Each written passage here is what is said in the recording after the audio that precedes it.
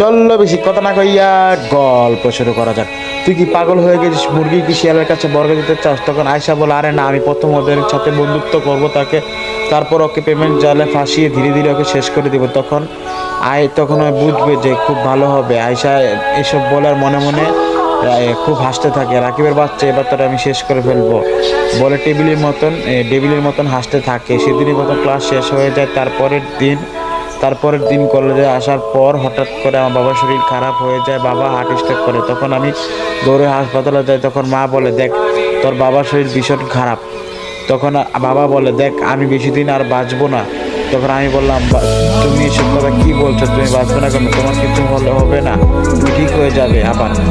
তখন বাবা বললে, দেখ আমাদের দোকানটা বিক্রি করে তুই বিদেশ চলে যা। কেন বাবা, কী হয়েছে? তোমার মা বললো তখন মা বলল, বাবা দেখ তোর বাবার কথাটা রাখ, তোর বাবার বয়স হয়ে গেছে, এখন আর বেশি একটা ভালো না, তুই বিদেশ চলে যা, আমাদের কিছুটা উপকার হতো। তখন আমি পরিবারের কথা ভেবে আমি বললাম, আচ্ছা ঠিক আছে। তখন মা বললো, এই না লোকের ছেলের মতন কথা। 2 দিন পর বাসা থেকে কান্না করি, আর 2 দিন পর বাসা থেকে বের হয়নি 2 দিন ধরে। তারপর 2 দিন পর বাসা থেকে বের হয়ে পড়ালেখা কিন্তু বাদ দেওয়ার ইচ্ছা ছিল না, কিন্তু পরিবারের জন্য বাদে। পরের দিন ফিরে তো এইভাবে কান্না করছিস কেন? তুই অনেক কান্না করছিস নাকি?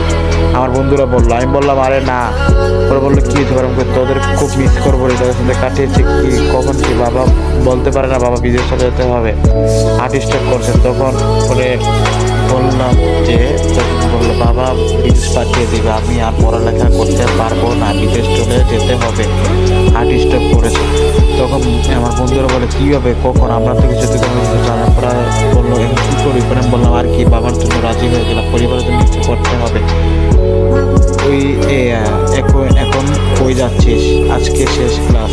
আমি স্যারের থেকে। তখন তামিম রাব্বি বলে, আমার ঘরে খুব কান্না করতেছে, কারণ ওদের মাঝে বেশি দিন নাই, চলে যেতেছে ওই দূর দেশ মালয়েশিয়া। তারপর আর কি, এভাবে আমার পাসপোর্ট আর ভিসা রেডি হয়ে যায়। আজকে এতদিন 7 তারিখ পার হয়ে যায়। আজকে 7 তারিখ আমার ফ্লাইট।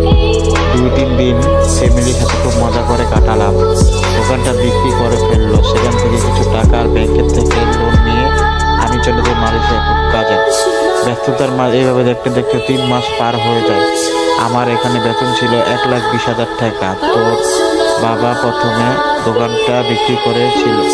বাবাকে আমি দেশে আবার নতুন করে একটা বড় দোকান দিই। আর যে দলিল বন্ধক রেখে আমার বাইরে পাঠানো হয়েছিল, সেই টাকাগুলো আমি আবার এভাবে দেখতে 5টি মাস সেই টাকাগুলো ফেরত দিয়ে দিই। দেখতে দেখতে 5টি মাস কেটে যায়। ভাবলাম সবাইকে না জানিয়ে সারপ্রাইজ দেবে, কিন্তু দেশে এসে আমি বড় সারপ্রাইজ হয়ে যায়, কারণ আমার আজকে ছোট বোনের বিয়ে, আমি জানতাম না। ওটি বিমানে সকাল 7টায় বিমান নয় বাংলাদেশ আমার নিজের মাটিতে। আমি তাড়াতাড়ি রওনা হই ঢাকা থেকে আমাদের বাড়ির দিকে। খুলনা সেই আমার চেনা প্রিয় শহর। আজকে 5 বছর পর যাচ্ছি আমার বাড়ি। এখানে আপনার একটা কথা বলাই হয়নি, আমি কিন্তু বাড়িও করেছি। আমি গিয়ে দেখি বাড়ি এভাবে সাজানো কেন। আমি তো মুখ রেখে এসেছি, যেন কেউ আমাকে চিন্তা না করতে পারে। আমি সবাইকে সারপ্রাইজ দেবো, এটা হবে। কিন্তু আমি এখানে নিজে থাকবে। তখন একজন মুরব্বী যাচ্ছিল, আমি তাকে ডাকলাম, কাকা এখানে কি? তো সে বললো, এখানে আজকে বিয়ে। আমি বললাম, কার বিয়ে? তখন সে বললো, আজকে রহমান সাহেবের ছোট মেয়ের বিয়ে। আমি তো বিশ্বাস করতে পারছি না, আমার বাবা এরকম একটা কাজ করবে। আমি যেন আমার আকাশটা যেন পুরো, পৃথিবীটা যেন পুরো থমকে গেল, এরকম একটা মুহূর্ত আমার হয়ে যাচ্ছে। তখন আমি একবার আমাকে জানানোর পর্যন্ত প্রয়োজন মনে করলো না। কীভাবে এতটাই স্বার্থপর হয়ে গেল বাবা মা, আমাকে একবার জানালো না। আমাকে একবার জানানোর প্রয়োজন মনে করলো না, এটা ভেবে আমার খুব কষ্ট হচ্ছে। তাই আমি আর কিছু না ভেবে চলে গেলাম বাসার ভিতরে। দেখি বাবা আর মা। আমি ভাবলাম আমাকে দেখে খুশি হবে।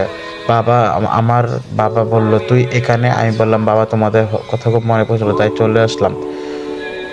এই কবে আসলি, কবে যাবি? আমি বললাম, একেবারে চলে আসছি। তোকে না বলছিলাম এখন বাড়িতে না আসতে, তোর বিয়ের কতগুলো খরচ, এত টাকা দিবে কে? তখন আমি বললাম, বাবা আমি তো একবারে চলে আসি। বাবা বললে, তোকে বলেছিলাম না এখন না আসতে, বাড়ির কাজ শেষ হয়েছে, আবার তোর বোনের বিয়েতে কতগুলো টাকা খরচ হচ্ছে, কেন আসলি? আমি ভেবেছিলাম আমি আসলে বাবা খুশি হবে, কিন্তু না, মনে হচ্ছে আমি এসে ভুল করলাম।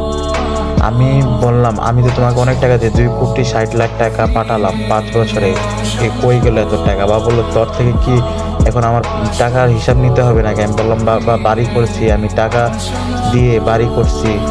আমি শুনে অবাক, আমার টাকা দিয়ে বাবা বাড়ি করলো, এখন বললো বাবা নিজে বলে নিজের টাকাতে বাড়ি করছে।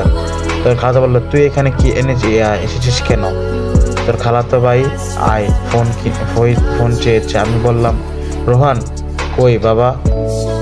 বাবা বললো ওই রুমে। আচ্ছা। আমি গিয়ে আমার ছোট্ট ভাই বোনকে সাজিয়ে বুকে রয়েছে। রুনা আমাকে দেখে বলল আপনি কি আর এখানে কি করছেন? আমি বললাম আমি তোর ভাই রাকিব। এই কথা শুনে রুনা ভাইয়া বলে খাট থেকে এক লাফ দিয়ে আমার কাছে চলে আসে, আমাকে শক্ত করে জড়িয়ে ধরে কান্না করতে থাকে। আমি বললাম বোন কাঁদিস না রুনা।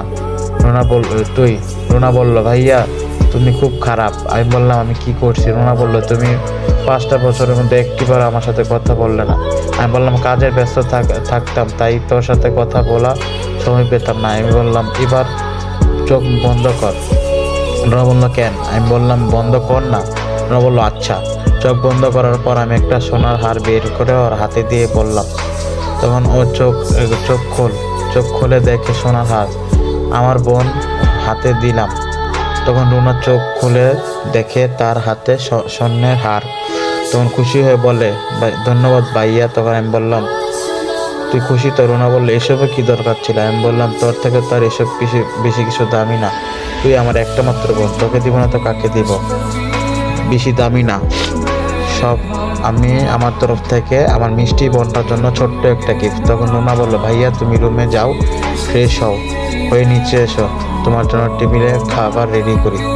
তো গাইস তোমরা বেশি বেশি করে লাইক কমেন্ট করবা, তাহলে আমি নেক্সট পার্ট খুব তাড়াতাড়ি আপলোড দিব। ধন্যবাদ।